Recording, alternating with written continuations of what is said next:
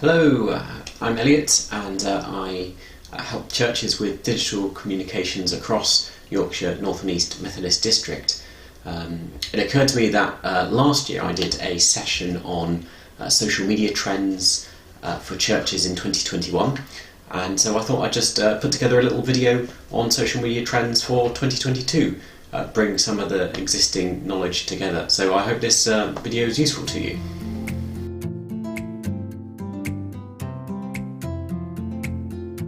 So the trends I'm going to share with you come from 4 different sources. I've kind of collated them from various places out there: 2 secular reports on social trends and 2 more based within the church. I'll share some of my views, but mostly this is collating information that's already out there. It's not stuff I'm kind of just making up. So the 2 secular ones are reports from Hootsuite and from We Are Social, who produce annual reports looking at this type of thing. And then the Church of England also have a blog post out recently on trends for this year, which I'll have a look at. And finally there's some insight from Pro Church Tools, which is a company in America which is very kind of on the front foot of this type of digital stuff. So I'll start by looking at some of the trends from the 2 secular reports. I'm not going to mention all of them because we could be here all day. So I've taken 2 trends from each kind of source that I think are particularly relevant and useful, applicable to our church context. Social is being repurposed as a space for self-directed learning. So really this is all about kind of online learning. Platforms like YouTube really lend themselves to kind of online learning.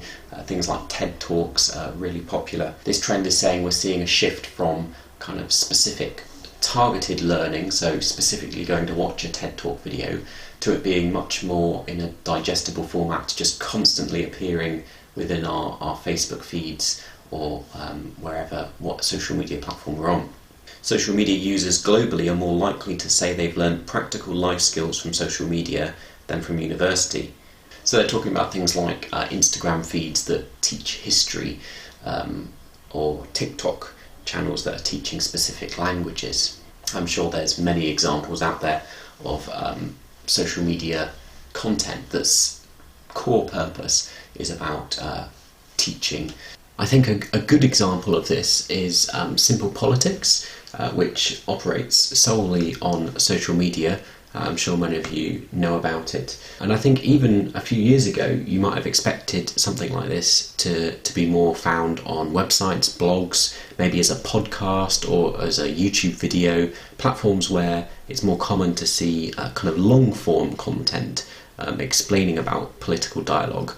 Whereas now this is really popular just to receive updates like this within your Facebook news feeds, learning about what's happening in politics. It doesn't really surprise me in the slightest. Kind of my generation and millennials tend to be really big fans of kind of documentaries and that kind of style of consuming online content for knowledge, kind of watching factual-based YouTubers and that sort of thing. But I think there's something here that the church can really learn from, that people are desiring to kind of learn and receive kind of meaningful, deep content on social media, just in their day-to-day lives, and we have something we could offer there.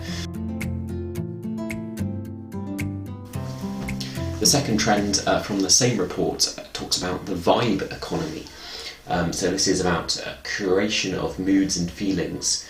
In previous years I would have said the trend on social media would be far more about personality and encouraging engagement through that. So as churches, a lot of the content we put out, trying to base it around the personality of our church. But actually they're saying here that now there's less need for that in a certain way, that people are more focused on feeling a certain way. They want to follow channels, follow Facebook pages or Instagram accounts that have a particular mood or feel and kind of a consistent feel in that way. So when we're doing things like social media content or maybe even online worship, maybe we should be thinking about creating a feeling, trying to create a kind of a mood that sets the tone of what we're wanting to communicate, and that should be our core purpose. I think this is a really promising trend for the church, as with quite a few of these I've noticed, because I don't think we're actually very good at communicating personality and trying to get that across,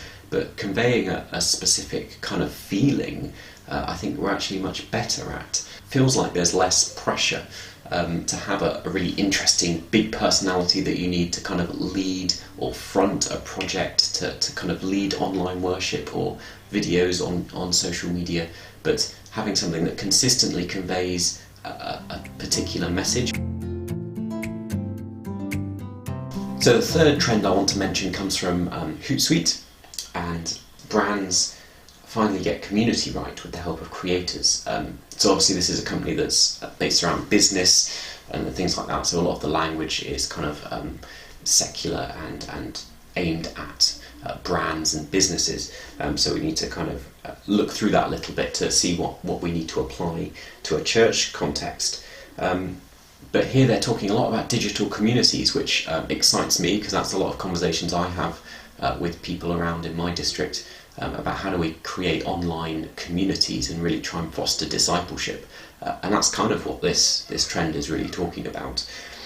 And the report says that actually you don't need to put energy into kind of recreating your own community. You don't need to put energy into try and create a niche around the content that you're putting out, so trying to find people in your location that are really keen on church. But actually social media has created loads of communities that already exist, and brands and businesses, and therefore us as churches, just need to kind of tap into those and find ways of being relevant to them. That in order to foster some of that online community, we need people to be kind of talking and engaging with each other, and creating content. I know this firsthand. If you create a Facebook group to try and foster kind of community online, often unless you put a lot of effort in, it can lay dormant with no one kind of engaging at all, unless they're kind of just sharing adverts and things.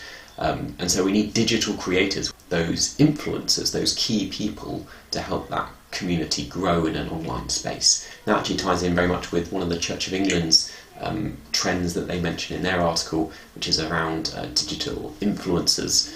It could be really as simple as finding those people in our congregation that are willing to engage and share our content online and interact, and trying to foster the creativity of those people to build an online community. So people that will be willing to post some thoughts in a Facebook group every now and again to get kind of conversation going. So the fourth social media trend, the second one from Hootsuite that I'll mention, marketers getting creative as consumers wise up to social ads. So this one talks a lot about adverts online on social media, and you might think that's not very relevant to us, but actually a lot of what I see churches posting online I would count as advertising.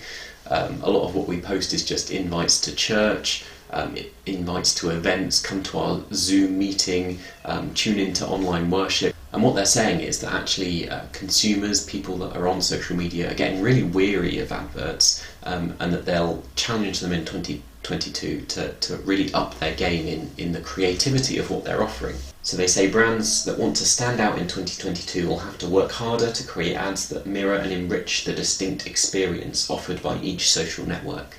I think that's really key, that it enriches people's lives, even if we're also inviting them to something. It doesn't have to look like an advert. Social media is really saturated with adverts at the moment, so in order to stand out we have to be really different. And some of the advice that the individual platforms give to advertisers is really interesting. Don't make ads, make TikToks, which I think is an interesting concept. You're not there to advertise, you're there to create content that's specific for the platform. I like the second one for Pinterest, where they tell advertisers, stop interrupting, start inspiring. And finally, from Snapchat, they advise, become part of Snapchatters' everyday conversations. And I think that's what we need to do with our invites and adverts on social media. We need to stop interrupting people on social media to say, come to our event. We need to start inspiring them. We need to start joining in with conversations. And it can also have something that invites people to an event, but that's not the main purpose. So I had a look at what ProChurch Tools put out as their forward-thinking trends for this coming year and beyond. And a lot of them, even though they're a church-based company, were very much aimed at a kind of younger demographic than I think we're aiming for, and based on platforms that many of our churches are not on, such as TikTok. But there was one that I thought was worth having a look at.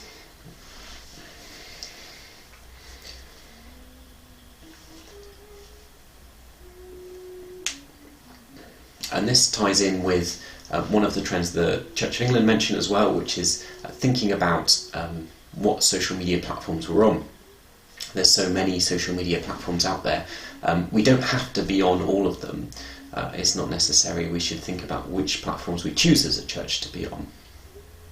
And the trends that ProChurch Tools was seeing is that historically and kind of up until now, a lot of kind of my generation have tended to jump on board with all social media platforms. So as a new platform comes around, we'll get involved. Going forward, that won't be the case, and it will be a bit more like kind of music tastes, where different generation stick with kind of the music that they're used to. So it looks like there could end up being very much, even more so than now, a divide between what social media platforms different age groups use. And I think we're already seeing that quite a bit. Facebook, a lot of people use. It's the most popular platform, but actually it's turning into a platform that's most popular with a kind of older age bracket. You then have Twitter, which is often very popular with the next generation down, and millennials tend to, again, big generalisations here,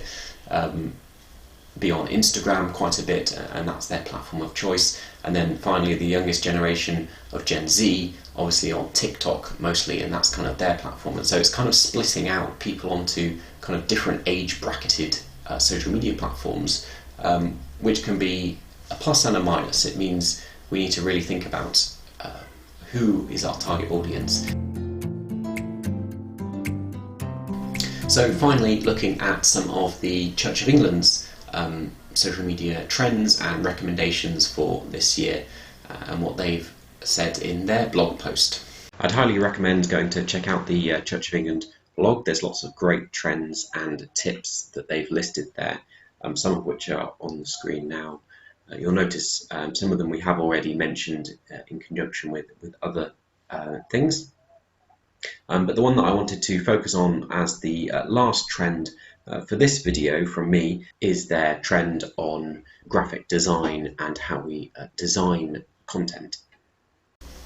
So I thought I'd veer off a little bit and just mention a few kind of graphic design trends as well for 2022 here, because I think that's really useful when we're talking about social media. A lot of us are creating graphics and designing posters and all sorts to go on social media, so it's really useful to know the pandemic has really shifted things. We're no longer looking for really clean, perfected imagery online, but actually stuff that is reminiscent of the 90s, is a bit messier. In a world that's torn apart by the pandemic, the trend is all about a living, energised chaos. People have got bored of the very perfect, samey looking kind of things they see on social media, the same style, the same colours, all looking glossy.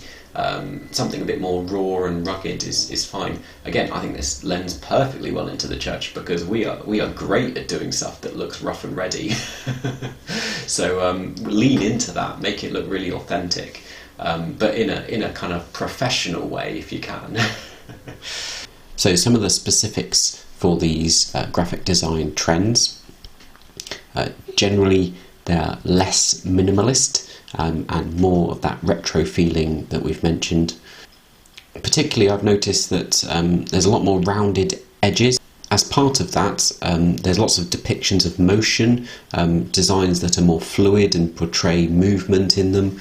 And you'll notice with quite a few of these on the screen, there's lots of unique illustrations in graphic design at the moment. So not stock photos or clip art, that feeling of kind of raw, slightly unfinished, hand-drawn artwork is really popular. I'm seeing it everywhere. And probably one of the more obvious ones, it seems that bold background colours are the way to go if you want to stand out. Lots of the designs I'm seeing from the secular world, really bold colours. So maybe don't take this on board too much. We already do quite a lot of wild colours in our church design, so don't go overboard, but trying to find kind of bold colours that fit together and merge well. However, this all goes without saying that I think most churches producing social media content would struggle to tick all these boxes, and that a lot of these graphic design trends are probably beyond our reach. So I would still highly recommend, even if it goes against some of these trends, to try and stick to some more basic principles to make our designs look more professional, such as just picking a few complementary colours for your designs. The same goes for fonts, and leaving plenty of space and trying to keep things as minimalist as possible. But I thought that was really interesting, some of the kind of trends when it comes to design, and I'm definitely going to be trying to incorporate some of that into some of the designs I do definitely this coming years. Anyway, that's it for bringing together some of the trends that I've seen online, social media trends for 2022. I'd be interested to see what you think, whether you agree with them. A lot of these things are often subjective. Do you see these things happening in your local context? And are they useful? Are you going to try and implement some of these things either in a kind of theoretical way or in a very practical way in what you do on social media? I hope it's given you some encouragement to get stuck in and try some of these things out, and I look forward to seeing what churches do with it over the coming year.